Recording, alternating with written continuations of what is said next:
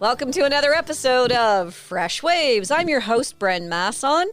Today, we are going to speak with Aileen Barclay about the Oakridges Moraine Land Trust, about nature, about hiking and walking. We'll talk about all of these wonderful things, and we are coming into the fall season of hiking and walking and cooler weather, so it's very appropriate. Hello, Aileen, and thank you for joining us here on Fresh Waves. Hi, Brenda. Thanks for having me. Well, we love having you on the show. So tell us a little bit, just so for a new listener who doesn't know what the Oakridges Moraine Land Trust is, can you tell us what it is? Yeah, so a lot of people don't know what a land trust is. They also go by conservancies.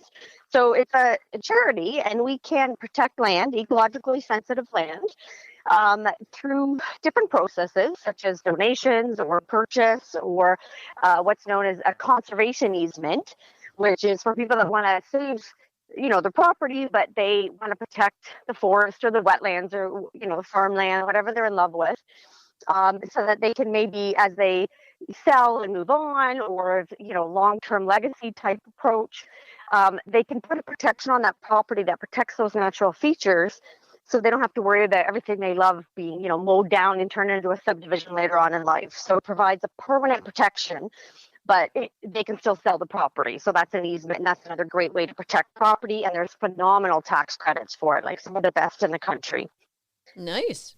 And then because we also do that, we also look after the properties we have. So we're currently with 60 properties, 4,480 acres on and near the Oakridges Moraine that are permanently protected. And then we do education programs, which is a lot of fun. And we have different programs to teach people about the moraine, about nature on the moraine, about protecting the moraine, and getting out and enjoying nature and all the benefits, both mental health, physical health, and fun. That sounds great. Yeah. Sounds wonderful. So what have you got going on right now? I know you guys offer really interesting educational programs from time to time. What's on the roster coming up? Well, it's been a fun year, and I say that a little bit of sarcasm, but at the same time, with COVID and the opening and closing, it was really a bit of a challenge to plan our education programs and any in-person events around that. So we've come up with some really fun programs that were adaptable to go either in person, entirely virtual, or a hybrid of both. So we've been doing a lot of seminars when the weather wasn't that great. And when the weather got better, we have a program that we call the Bio-Olympics, and it's a fun way of learning about the species. In the backyard if you couldn't go out, or at one of our nature reserves. And it was kind of fun seeing things. We had animal track in field, and synchronized shrubbing. and then we upped the game and we went to the All-Star Challenges. And so we had 3 programs. One was with local birders, and that was to kind of get people aware about the Ontario Breeding Bird Atlas, which is an atlas that happens for a 5-year period all across Ontario every 20 years, and this is the 3rd one. And all of Ontario is divided into squares. There's a birder, and you have to find as much breeding evidence of birds and different bird species as you can. So as part of that, we opened up our nature reserves to some of the local bird experts. And let me tell you, I'm one of them. I'm very competitive. And so there's this fun competition of who gets most. So they came in and they had a week, and they each were assigned certain nature reserves that they could go to over the week. And they got points for the higher breeding evidence, but they can also have teammates that could bird in other locations, and their scores contributed to the overall score. And we ended up with an overall champion. We had best supporting team champion and then best team. And we had people from all over. We had people from BC, Alberta, Nevada, San Diego contributing. And things got pretty fierce. So we did end up with our winner, the Lone Wolf, which was Ray Vanilla. He won, and then we had Team Christine, which is Christine Mason and Christine, and I'm not going to do her last name justice. Christine loves birds, we'll call her. They came in with best supporting team because they rallied so many troops.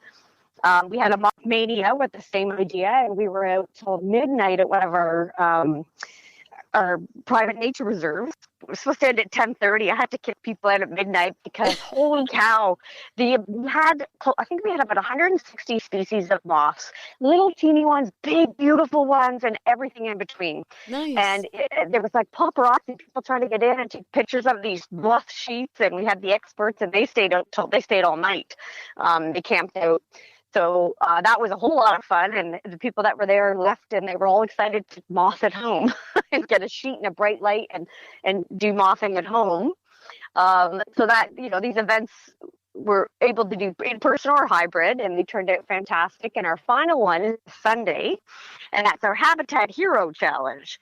And so we divided our experts into forest, wetland, and grassland, and they have to go out with their teammates because we can have in person and find as many species, any type, like birds, mammals, plants, bugs, whatever, within their allocated habitat. And they're competing against each other. And so people can either come out and join a team, or they can contribute if they have a local forest or wetland or grassland at home. They can virtually contribute their scores through Inaturalist program. So it's been a lot of fun to kind of play around and find a way to adapt to the change in COVID situation and still have a lot of fun and still engage people. So, and we're going to continue with that. We're going to have more seminars when the weather gets a little cooler and people don't want to be out and about so much. We're going to have lots more free webinars. We also have recorded free webinars. If you missed one, we have one on bats and dragonflies and mammals. And we got some great speakers. We had Michael Runts, who's one of the top naturalists in the province, if not the country. He's a professor at Carleton. He's well known doing research in Algonquin Park. He did some great talks for us, which we were able to record, and you can watch them. So despite all the challenges, it's been an amazing year, and we've adapted in a really fun way and educated way more people than we have before. So it's been really fun. I love the resilience of some of the things that have come from COVID. It just shows that people are willing to change, adapt. I think that's one of the best things about being human is our adaptability. And I love your presentations. I think I've gone to almost every one that I could, and it's so for me. I love being out at an event, obviously, but it was really convenient to just be at home and see some great pictures. And even the birding ones, when we were listening to bird calls, I had my headphones on, and it was a very concentrated kind of a thing. I've been wolf howling before in person in Halliburton. And then, of course, along with the wolf howling, you hear the night birds and the night sounds. And it's sometimes really difficult to separate something. So in the lecture series, it was very easy because it was all prepared for us, and I just found them fantastic. Great! I'm glad you enjoyed them. Maybe you can come out this weekend. Yeah, maybe. Yeah, they're a lot of fun, and the competitive nature, it's all for fun, but it adds a little bit of flair to it. But they're great. I watch them, and I've been doing this for over 20 years, and I still love watching them. And I learn every single one. I learn more, and we get some really great dynamic speakers. There's never a charge, which is wonderful. We've also been doing some senior programs, which was a little bit more harder to adapt to, but we were able to we have some incredibly knowledgeable seniors out there. Mm-hmm. People that, maybe didn't do ecology, biology stuff in their career, but retired and discovered nature. And so we're just finishing off a video series on nature champions. And it's seniors that worked in one completely unrelated field and then switched. So we have Rick, who is a meteorologist, who is now a plant specialist, and he volunteers in all these nature programs. We have Roger, who you might know has been cleaning up nature. Yes. Retired, and he does 15 kilometers a day, and he cleans up tons and tons of nature. We have Murray, who is an IT specialist, who's now doing monarch habitat stuff. All these really neat people that are now discovering nature and had nothing to do with it early on in their career. And now they're retired, and they get to go out and explore. And they're now educating younger people and other adults about how cool nature is. So we've been featuring some seniors programs. We had private walks for seniors in the winter when the trails were just crowded, which you probably saw, and they didn't feel safe. And so they could book an appointment and have a trail walk on a flat, wide area at one of our nature reserves. And they had their own route. No one else was around. They went out every 10 minutes. So they could walk with their bubble, their family, and have a nice walk in nature and not worry about crowds or dogs running up to them or slippery conditions. And they just had to book an appointment, and they had the nature reserve to themselves, pretty much. So a lot of people were very happy because they felt they were shut in. And, we had people that were recovering from, health-related issues, and they were very susceptible, so they couldn't go anywhere. They could come there and feel safe going for a walk out by themselves, but in a safe situation. So we were really happy we were able to continue that and give people that opportunity. And we're hoping we can still continue that, even with the regulations lifting, is that there's still a safe space for people to go for a walk. It's also nice too, because I think with the way that you had it scheduled, if someone didn't come back on time, you were able to go and kind of figure out what was going on with that individual. Exactly. Actually, we never had that problem. But yeah, we check in and check out, and it was a very, wide, safe, flat trail. So yeah, for sure. Okay. You mentioned a couple of things that I would like to touch on. One is bats. Are bats bad? Bats are so important to our ecosystem. Yes, they can carry rabies, but very, very low numbers. And it's just not a high risk. If you're worried to have it in your house, contact your local health department. But outside, unless you're picking them up or touching them, they don't want to have anything to do with you. They want to eat bugs, and we want them to eat bugs. Yeah. And right now, our bats are in trouble. We have, right offhand, about 4 or 5 species of bats, I believe it is, in Ontario that have rapidly, sadly, made the endangered list. Oh. There's a disease called white nose syndrome that affects colony roosting or colony breeding type bats. So little brown bat, northern myotis, tri-colored, trying to think of the other ones right now. I think small-footed. I can't think of them offhand, sorry, but they're in big trouble. And so every bat you see, treat it as a treat because they're doing the work of all those other bats that sadly have passed away and not made it. And so our population has drastically dropped. What's remaining is still in trouble. Talking to a bat expert at Toronto Zoo, he said, I don't think the populations will ever recover to what they once were. Oh. So it's a very sad story about the bats, but there's still some hope, and some species like big brown, which are the ones you're most likely to see out at night, they're not being affected by it. So their populations are still pretty decent. But, for example, the little brown bats, which were the ones that would roost in colonies, up in attics and stuff, they're the ones, because they roosted together, the disease spread much quicker. And what happened with migratory bats, so we have bats that will overwinter here, and we have other ones that will migrate, is that they went down south and they carried it back up. And then it got spread. It's a lot more complex than that, but it's a big problem, and our bats are in big trouble. And, you don't have to be afraid. The whole thing about them getting tangled in your hair, I laugh. There's 2 bat experts that I know, and I asked both of them, you got one tangled in your hair? No. And they're actually working with them, and they're trapping them, banning them. One's now in the jungle of Peru, doing the same thing down there. So they need a lot of help. They're so important to our ecology and our well-being in terms of nature, and they really need our help.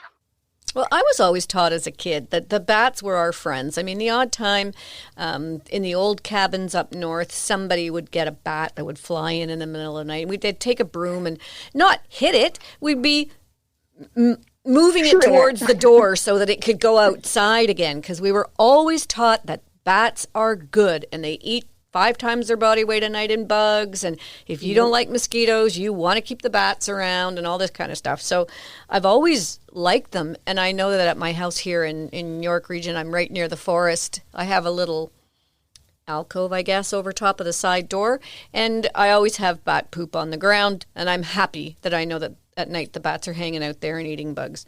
But there hasn't been so much this year.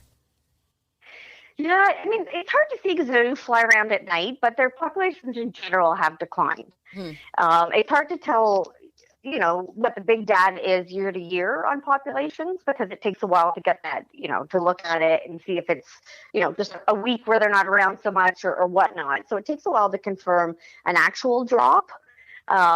So hopefully they haven't been drastically lowered, but they are, as I said, all in decline. And hopefully they're up this year. Yeah. There's a lot of bugs out there right now. Yeah, But it's hard to tell just because of the nighttime thing. I have a neat bat detector and an app. It wasn't cheap, but it reads the sonar. So when they send out that signal to find their food through the night, we can't hear it. Even dogs that can hear a little bit higher, they can't hear it. But this little detector can hear it, and it translates it. Nice. And each bat has its own specific levels or patterns that they emit that sonar. And this will interpret it and tell you, the little thing that you probably can't see sounds like this, and this is probably what it is. I mean, texting us to confirm them, but it's a lot of fun to go out and just sit there and, you don't see anything, and then the little beep, beep, beep, beep, beeps get louder, and all of a sudden there's a bat swooping around, and then it disappears, and the little beeps get lighter on your little phone, and you can, it pops up and says, that was a silver-haired bat. So sometimes technology is fun nature nerd devices. Yeah, sometimes technology is so much fun, isn't it? Oh yeah, I love it. It's like one of my favorite toys. Yeah, I'm enjoying my bird songs app. I don't even know what it's called, but I can record little pieces of bird song, then I can take a little snippet and push the send, and it analyzes it and sends it back and tells me what it most likely is, and it's just fun. I really love it. The technology has made, learning more about nature so much more user-friendly. There's a phenomenal app called Inaturalist. It's inaturalist.org, and it's a citizen science initiative. It's worldwide, and it's not necessarily the easiest to use right off the bat. There's a Seek app, which is related and just a little bit easier, but you can take a picture of something, load it up, and it'll analyze it and tell you possibilities of what it is. And I mean, that's birds, bees, trees, moths, bugs, as long as you get a good, decent picture so it can analyze it close up. And if you're not sure, there's experts on there or people that just know stuff, and they'll go in and they'll verify other people's sightings. So if you think it's a pink-footed something, but it's actually a purple-footed something, the experts will correct it.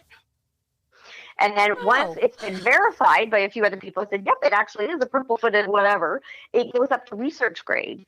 And then researchers, ecologists, nature reserve managers can then pull data from an area and see what species have been reported.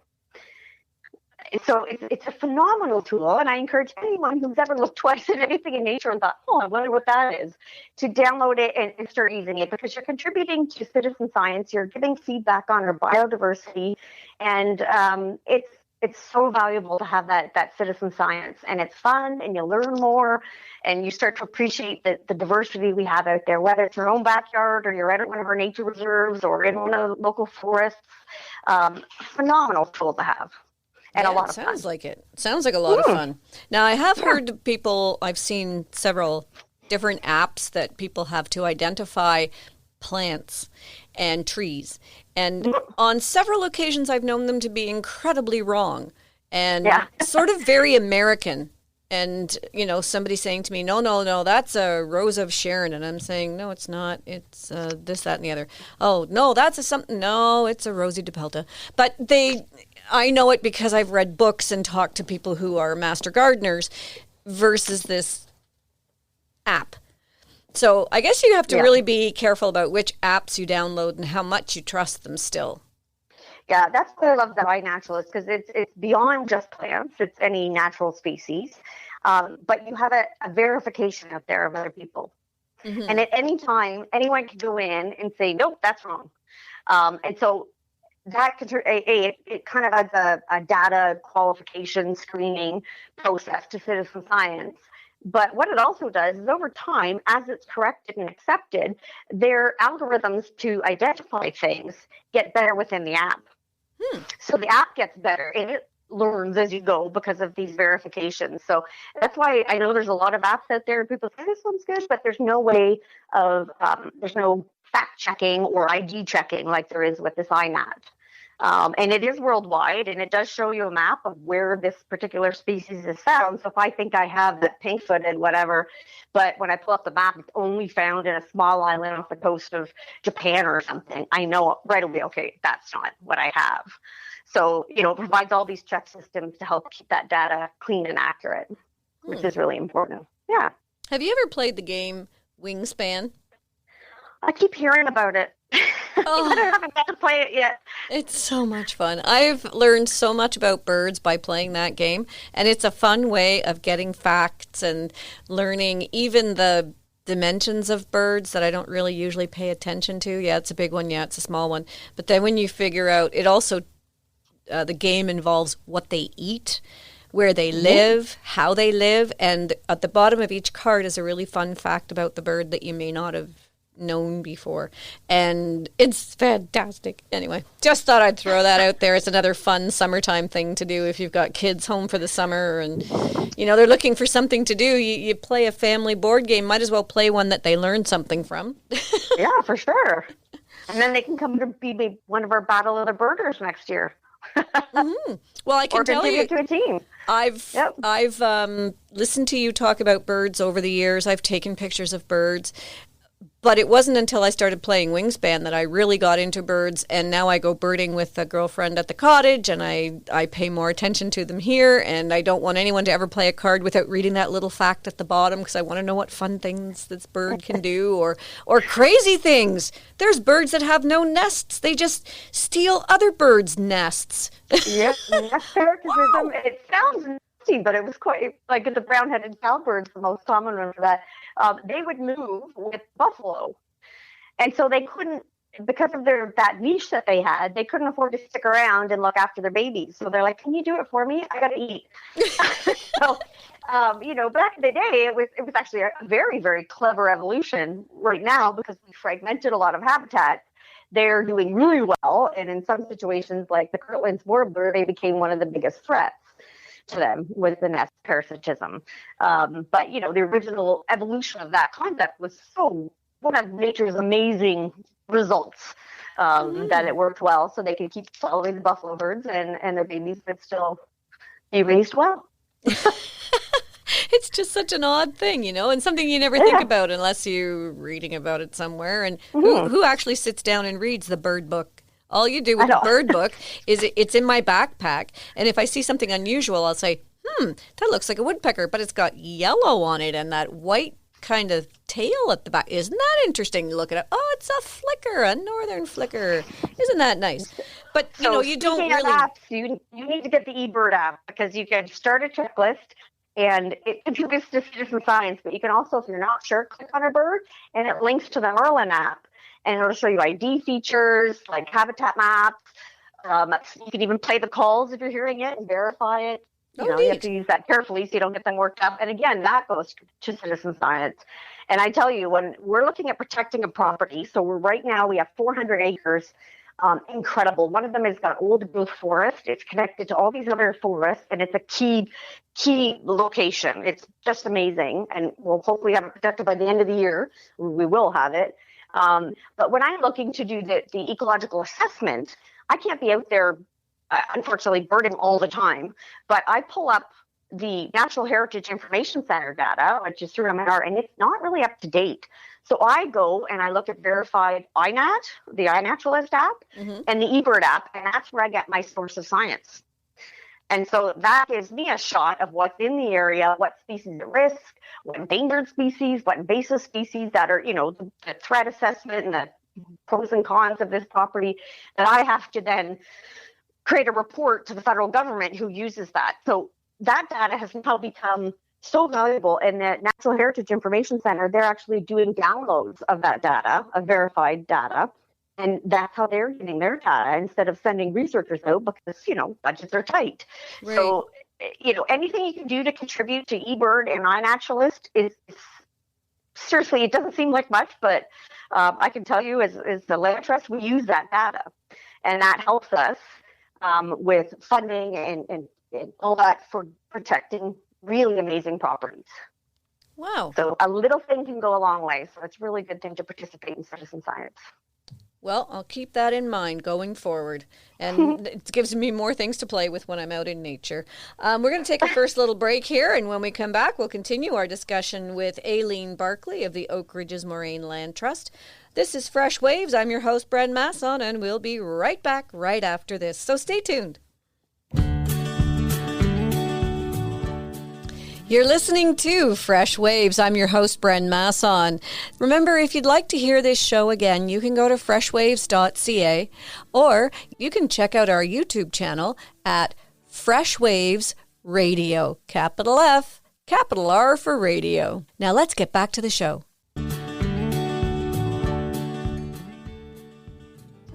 We're back on Fresh Waves. I'm your host, Bren Masson. Today we are speaking with Aileen Barclay from the Oakridges Moraine Land Trust. Aileen, I have to ask you, I mean, goodness knows we'd all love to do amazing things in the world, and everybody would love to work in whatever field they love the best. You're really fortunate to work doing what you love the best. But how does an organization like yours get funding? Are you funded by like the federal government or the Ontario government? How do you get funding at a land trust? So we are a registered charity, and we have to work for every dollar we get, just like every other charity out there. Charitable donations have gone down. Charity donations for the environment is probably one of the lowest sections, percentages of charitable giving across Canada. It's at the bottom. It's not very high at all. So all these people out there trying to save the nature and save the environment and protect properties are fighting for a very, very small pot of money. So we have donations. We have private foundations. We have some amazing, the Maple Cross Foundation, the Patrick and Barbara Keenan Foundation, the Meehan Foundation. They're great. And I love that these people leave a legacy of donating to their causes. I think it's just incredible with the wealth that they've amassed one way or the other that goes towards charity. We do get some local funding from like the regional municipality of York. We have, depending on the projects, we get project-based money from Ontario Trillium Foundation for our BioBlitz and citizen science type programming. We have the seniors program was funded through the federal government. But then there's for buying a piece of land. And if you look across Canada, I think we're second for the highest value of land, but we have some of the lowest area of land because we're in the GTA. And that is the most expensive real estate Yeah, that's true. Across the country. And so when we're working in areas that are at most risk because of urban sprawl and, in Carolinian zones, areas like that, that if there's any left haven't been developed, the prices are really, really high. So we're trying to save every teeny little acre with every penny we can scratch up. And we're always thankful for our donations that we get. And this year it's really low. Funding, we're applying for funding grants from foundations, and they're saying we've never seen as many asks as we have this year. So all these groups out there trying to do a good thing are struggling to do it because of donations being down and money getting tight. And I know with a lot of people, money is tight this year. I've started, if someone says, I'll pay for dinner. Oh, no, I'll pay it. Or, what do I do? Don't worry. I say, you know what? Whatever money we're going to pay for this, donate to a charity of your cause. Any gifts, Christmas gifts, I do charitable donations to, and I put a lot of thought behind it. If it's a friend or family, what they believe in, what they're previously have donated, what they volunteered with, and I make that a donation to the charity. We have so much stuff in life. Yeah, you're right. Great. Yep. But, do we really need a big, shiny, new something? Maybe a cute little gift and something that goes a long way and honors that person and they're good-natured and they're, what they believe in. So I've started to kind of rethink where I spend my money in terms of gifts and started to do more contributions to charities. And having been on the other side of a charity, every little gift matters. And it allows us to continue to save land and have these amazing properties where, we have species at risk. We did a grassland burn at our Maple Cross property in Schomberg. And that first year we had bobolink and eastern meadowlark, which are both species of risk birds that need grassland habitat. And they were both in there within 2 months of the bird and the feeding for the native species. So, if you build it, they will come. It's so accurate with nature. If you give them the right habitat, they respond, and they're that desperate that it can be as quick as a few months or even sooner. They're like, oh, yes, habitat. We've been waiting for that. So, by donating, we're able to protect land and do these amazing programs and educate people. And I tell you, I was fortunate enough to get out at some of our protected properties more so this year than ever. And it just fills my heart because I look out and I'm like, wow. And I never have to worry about the trees being cut down or the wetlands being plowed. That will just continue to be better and it'll be protected forever. So it's pretty awesome. And that good feeling. There's a lot of great charities out there. So I encourage everybody, if you can give a little bit or a lot, please do. And it's a great way to leave your legacy. If you're looking at a will and you don't have dependents, or maybe you don't like your kids, or they already have a lot of money, or you could do both. If you love your kids, but you want to leave a legacy, leaving something in the will for a charity, which I've done for my will, it's a way of making what you believe in last forever after you're gone. Yeah. So that's another neat way. And it's not money out of your pocket. It's money out of your will and you're gone. So you live on and you don't have to worry about writing that check if you're, not great on giving money away. It's a neat way to do it. You can also donate insurance, securities. There's great ways to do charitable giving. And right now the charities really need it, especially the environmental ones. Well, I know when my dad passed away, we found out that he had actually donated to a part of the Trans-Canada Trail. And people's names are along the different sections that they contributed to. So one day I hope to get out to the spot where he contributed and walk the trail that he gave to all Canadians. It's a nice thing. Incredible. It's a really nice thing. Especially because he didn't bother telling any of us about it. But it's a surprise legacy. Yeah, but it's nice. It's I think you're right. Oh, that's wonderful. Yeah. Yeah, good things to do. So, speaking of trails, when you go, can anyone go for a walk in the Oakridges Moraine Land Trust, or does it have to be on an organized day? It's actually on an organized day. So this is one of the wonderful things. I support people being in nature, but we have a nature first principle here. So we have all the recreational trails. This is just for nature. So some of them have trails, but a lot of them, there's no trails. It's not people oriented. It's only about nature. We go there once or twice a year to check on things. We have stewards that go out, but we're not there often because we don't want to disturb nature. And it's a nature first principle. And so we do have events there at our Maple Cross Reserve in Schaumburg. It's not open to the public, but we do have a lot of events there, and it's the one with the nice trails. We do have another new one that is the only one we had that was open to the public, and that's up in Beaton. It's a lovely forest.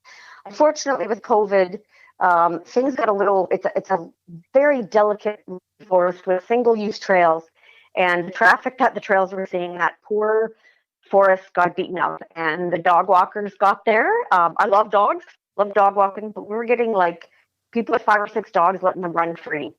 And there's a dog walk area, off leash area right nearby. So we tended to get the dogs that were no longer allowed there because of aggression. And nobody was picking up after their dogs. I think we counted 180,000 people on one trail.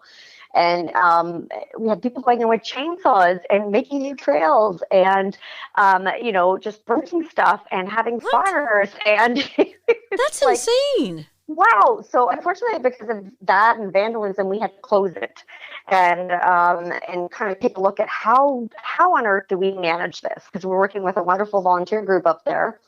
So we're coming up with a new model, and it's going to be like a co-op type model.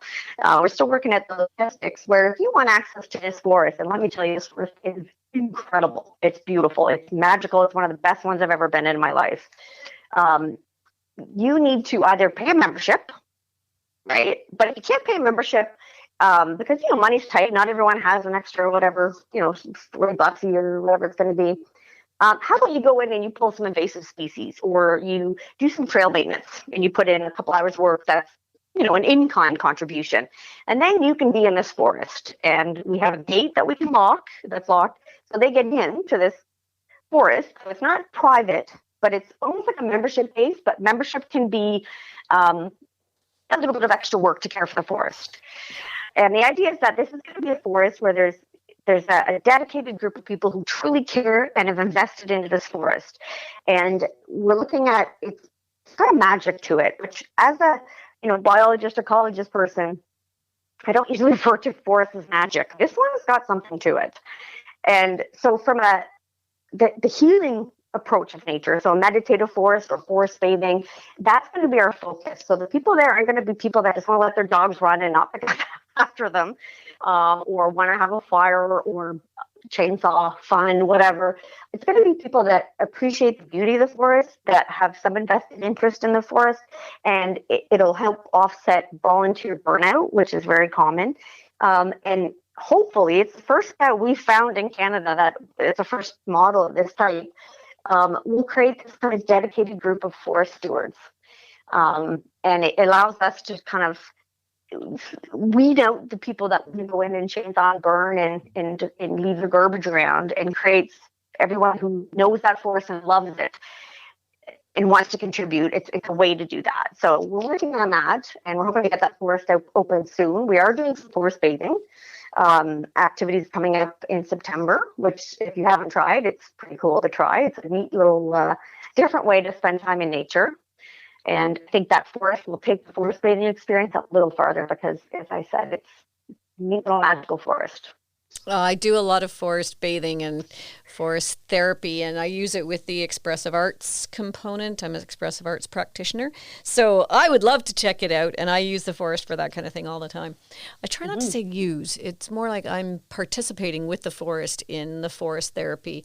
It's just beautiful. It really is a wonderful thing. So if anyone has a chance to get out and enjoy the forest in that capacity, it's a lovely, non-invasive way of being in the forest and a part of the forest. Mm-hmm. Yep, and we'll have to get your art program out too, because we want to start offering, not everyone wants to study bugs and leaves like I do, but other people still appreciate and enjoy and want to engage with nature. And so we're working on, now that we can hopefully continue to have in-person events, Yeah. having a variety of offerings so people can get out in whatever capacity to appreciate nature and why it's important to protect it. Mm-hmm. And you're right, there are some places, Dainty Tract used to be one of my favorite places. I didn't like that little strip that goes right along Aurora Road, but since COVID, the garbage is just off the charts. I've stopped taking pictures of it now because I can't send any more pictures to the region than I've already sent, and it seems like they come out and clean up and then there's just garbage all over the ground again. Masks, wipes. You know how anyone could think of leaving their Tim Hortons in a tree and they think it maybe looks like an ornament or something, and I just think it's not nature and it's not nice to look at, and I don't want to look at your Tim Hortons cup up in the tree. Yeah. It's litter, it's garbage. Get rid of it. Or the people that you see who their dog poops, they scoop it up in the bag and then they use the bag like a rodeo tool and they whoop and toss it out into the middle of the forest.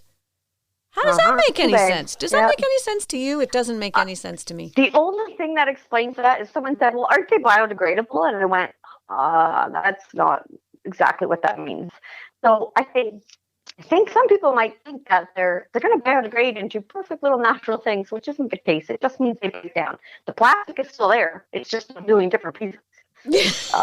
So I try to think that maybe people are just misunderstanding and they're not blatantly leaving plastic poop or poop and plastic on the trees, and that they're just not getting the biodegradable thing properly.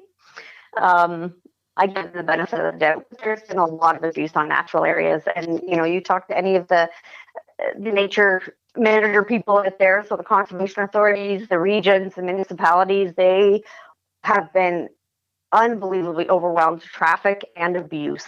Traffic is good. Abuse is not. And so, the more people out in nature, great, because then they appreciate and love it. It's that abuse and treating it like a park or a amusement park for their enjoyment and just leave their garbage because there's probably staff to pick it up. And it's not the case. I mean, there is, but they're strapped. That's been really tough. And, I had a meeting with a bunch of people in the area that all have, publicly accessible nature areas in the GTA, and everyone was just shell shocked at how awful some people had been in terms of their abuse of the forests. Yeah, so it's just been tough. Yeah, it really breaks my heart sometimes. I guess it is about education. It is about getting them out there so that they appreciate it and stop using language that sort of indicates that the forests are there for our amusement only. I have a really hard time with the multi-use definitions that the Ministry of Natural Resources provides that, seem to be leaning a heck of a lot more, excuse my language, a heck of a lot more towards humans' use than wildlife use, which I find disturbing at the best of times. The recent controversy over, I'm going to call it a controversy because that's exactly what it is, over coyotes. For goodness sake, those coyotes are getting such a bad rap, and I can't tell you how many times over the last 2 months I've been in places where people know that I do forest therapy and guided walks and things, and they say, oh, but you can't do that anymore, right? Because of the coyotes. We're having this really bad situation with the coyotes. Oh my gosh. You can't have anyone in the forest being quiet because the coyotes will get them. No, they won't. What are you talking about? The coyotes don't want to be around us any more than we want to be around them. They're just doing their thing, and hopefully you're staying away from their dens and leaving them alone and not feeding them your leftover food that you're tossing in the woods. The issues of coyotes that have made the news were being fed. And whenever there's a coyote that has charged someone or gone after somebody, and it hasn't just been like a dog off leash, because that's the majority of the cases, and the dog wanders and the coyote, says, oh, hey, it's my territory, back off. And the dog's not that smart, it doesn't speak the same language and goes, hey, you want to play? And the coyote's like, ah, and then there's problems. And it's like, I think it's like the number's 95% are off leash when this happens. But when you get the rare occasion, like what's happening in Toronto has made the news, where a coyote's following people home or trying to bite at them, the bites are usually hand and back of foot. And that's because they're walking by and the coyote's like, hey, you're supposed to stop and feed me. And so that's a learned behavior, because normally someone comes up and feeds them. And so when you're not feeding them, they're like, hey, where's my food? And they're trying to stop you from running away and going, no, wait, where's my food? So they're grabbing with their teeth, their back of the legs and the hands, and saying, feed me. Why are you not feeding me like before? So that's been confirmed. Photographers were putting out food to get great pictures of coyotes. People are putting out food. People think that they're trapped in the city and they have nowhere else to go. Coyotes are phenomenally adapted at urban life. They're one of those sadly, a rare example of them adapting to how much we've obliterated natural areas. So they're not dangerous to people. If your dogs are on leash and you're not feeding them, it'd be an extremely rare event to have a coyote do something to you. If you don't have those pre-existing things. I can't even think of one that's been out of the blue. So what's made the news is 100% a human problem and not a coyote problem. More than multiple people were feeding them. I mean, I've been in forests where you know that they're there. I hear them at night. And I've walked through the forest 100 times during the day and not once ever seen one. You see evidence that they might have been there, but you never see them. They don't want to see you. They just don't. I track them. I go looking for them. I go to these areas where people say, oh, a coyote came out and scared me. And I'm like, okay, right. And I'll go looking for them and I'll track them. And I have encountered some. And by encounter, I mean, they go, oh, crap, human. And they run. Yep. And I'm like, no, wait, I want to observe you a bit more. But, I also don't want to chase them because they're natural and I don't need my interest getting in their life. But I have encountered them because I often am out birding and quietly wandering around. And most of the time it's like, oh, my God, and they run. I've had them outside of the office here where our office is. And so the younger interns are like, oh my gosh, what do we do? How do we get to our cars when the day's over? And I'm like, watch this. And I'll walk over to the door closest to where the coyote is, and I'll just turn the handle. Just click. Yep. And that coyote is gone. Yep. You see them in your car, you try to roll down the window, open your door, it's gone. Unless they're being fed. And they're like, oh, cool, you're going to roll down your window and give me your sandwich. And that's just trouble. Well, you have said to us in the past on the show, you have said a fed animal is a dead animal. And when I first started doing this, maybe 10 years ago, 12 years ago, I thought, well, yeah, to an extent, but there's nothing wrong with having a bird feeder until you find out that, yes, the bird feeder's there, the birds all come there, and then the neighborhood cat eats the birds. And then there's the squirrels that people seem to feed, and then before you know it, you've got 500 squirrels in your backyard. Okay, maybe that's an exaggeration, and you've got 20, but still way too many. And then I was up north at my mom's cottage this past spring, and I was sitting outside on the deck having something to eat. No one was around. It was very, very quiet. This little chipmunk came out onto the deck, and I thought, aren't you cute? And I watched him, and he came right up to me, and I thought, well, this is a little weird. And instantly I'm thinking distemper, some sort of sickness. And before I knew it, I had a salad on my lap sitting on a lawn chair, and he jumped right onto my lap and started crawling up my arm. It freaked me out, and I just swatted him away like a bug and could have hurt him or killed him, but it was a knee-jerk reaction because I was so shocked. And it turns out, oh, my brother's been feeding him for the last 4 years, and this is like his pet. Well, that pet almost died because of being a pet. And some animals mate, but a lot of them don't recognize you and me. We all look the same. So they just go, hey, there's this human thing in this situation at this time, and I smell food, therefore I'm going to go get food. They don't say, oh, I don't know who that lady is, but I'm going to go say hi. Or, oh, there's my favorite person, Joe or Billy or Sally. They just go, human, chair, food. Mm-hmm. And that's why coyotes don't like people. And I think some people, and I get it, it's so bonding with an animal is just incredible. I ride horses, and when I bond with Sparky, it just warms my heart. But that's domestic. When a wildlife, you don't want a wildlife to bond with you, any kind of wild animal.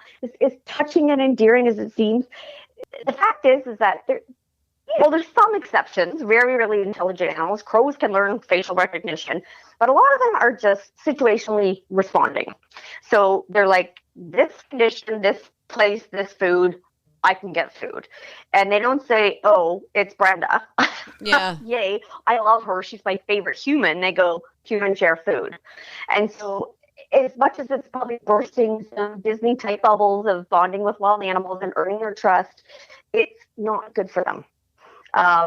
It just creates them to be dependent on humans. Sometimes the nature of how they feed. So why bird feeding? It has its own issues. It can attract rats and animals and coyotes even to bird feeders. Coyotes are 50% vegetarian. Vegetable gardens, apple trees, bird feeders is food. So when I say feeding, it's intentional, which is terrible, but there's also unintentional feeding, compost piles. There was a story on CBC years ago about how terrifying the coyotes were. And they came right up to this lady's backyard. And she was like, they were so close. They were as close as those apple trees. Oh. And, anytime I read a media report on a coyote, I can just see exactly what the real story is. Because they're so typical. You wouldn't think that a coyote would be omnivorous like that. Yeah, they are. And they're called carnivores. They really are omnivorous. Same with bears. Bears are about I think it's 75% or 90% vegetarian. Everything eats protein. Deer will eat protein and non-vegetable stuff. It's just, the ratios of them. But yeah, this coyote was not coming to spy and wait for her to come out of her house so she could eat a human for the, first time. I'm going to eat a human. They were like, woohoo, apples. They were watching her because they're like, okay, quick, get apples before the human comes out. That's what the coyote's thinking, because apples is a much easier meal. Bird seed is great. I've seen pine birds eating bird seed, and they're, that whole family of mustelids. So otters, martins, fishers are probably one of the most carnivorous, but they'll eat food if it's there, and they were trained to come out and eat bird seed. Because people were feeding it. So, that's another way of feeding and attracting a whole lot of birds to a feeder. Their behavior is, if nothing's gone, they'll just keep going and look for more food. So that kind of foraging type behavior, it won't get as adapted to us like the more bigger mammal type ones that are somewhat predatory. They'll learn food source and they'll just keep coming. Where birds tend to be like, oh, here's a caterpillar, let's move on. Here's another yummy, move on. Here's some seeds, move on. So just their kind of behavioral around their feeding behaviors is where the birds are kind of okay to feed if you really want to, where feeding, bigger type mammals will create a completely different behavior change. It's kind of complex, but just if you want to feed the birds, great, but please make sure your feeders are clean. Clean up the mess underneath, and don't feed anything else. And I guess it's very short and simple. The best thing, don't feed it all. Put native plants, native shrubs, native trees in your backyard. That is the absolute best thing you can do to help your birds. Give them real habitat, not artificial concentrated food. And if you are feeding, please clean your feeders. Okay. Because there's a lot of disease, and it's having a lot of impact. So once a week with you can find it online. I can't remember the ratio of bleach to water. There's a fish eye disease that's really bad. There was birds dying like crazy down in the States, and I think they traced it back to possibly bacteria in bird feeders. So if you're going to do it, please clean them. If you're doing hummingbird feeders and it's hot, you should be cleaning them daily. Oh, really? You put sugar and water in the sun and heat it up, it is bacteria heaven. Yeah.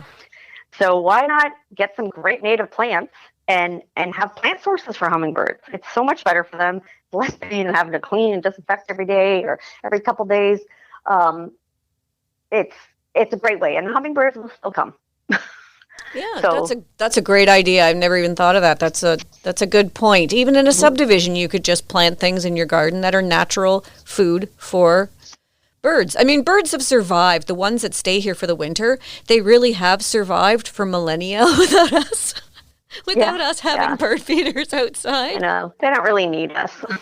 If you really want to see a wonderful nature exhibit, go to one of the York Regional Forest tracts or the Oakridges Moraine Land Tract when you guys have an event. Yeah, we have focus events and we actually bought, we have a new senior backpacks. So if you want to rent a nature exploring backpack, it's got a GPS, it's got a compass, first aid kit, a tick kit, and then we have really good binoculars and guidebooks and equipment that you can borrow and go out for the day or borrow it for a week. We're still working out the details on how long. And you don't have to go and invest in, a $300-400 pair of binoculars because we have fairly decent ones that you can try out first and kind of, try your hand at that. We have moth books and insect. We have, little magnifying glasses so that you can learn plants and take a closer look. We have measuring tapes. So if you want to get into tracking, you can, take out a backpack in the winter. We have hot packs that go in it to keep your toes and your feet warm. Wow. We even have walking poles. And then, you can take out your measurement and start learning some animal tracks is a great way to get out. Because sometimes just getting out and walking is great, but sometimes it's a bit boring. If you have a mission or an objective or something to learn, it kind of makes it a bit more exciting. So, there's great ways to get out and learn too if you want to go on your own, as well as our kind of guided expert-led events and all kinds of other great organizations around that are offering them as well. Sounds wonderful. Well, you and I could talk till the end of time, but as always, we run out of time. And if anyone has more information, we're at oakridgesmoraine.org. oakridgesmoraine.org. Perfect. Yes. Thanks so much for joining us today, Aileen. Really appreciate it. And I hope to be talking to you soon because the real hiking season is just upon us. September is right around the corner. Yeah, no more mosquitoes. Yeah. Okay. Have a great day. Right. Thanks a lot. Thanks. Take care, Brenda. Bye-bye.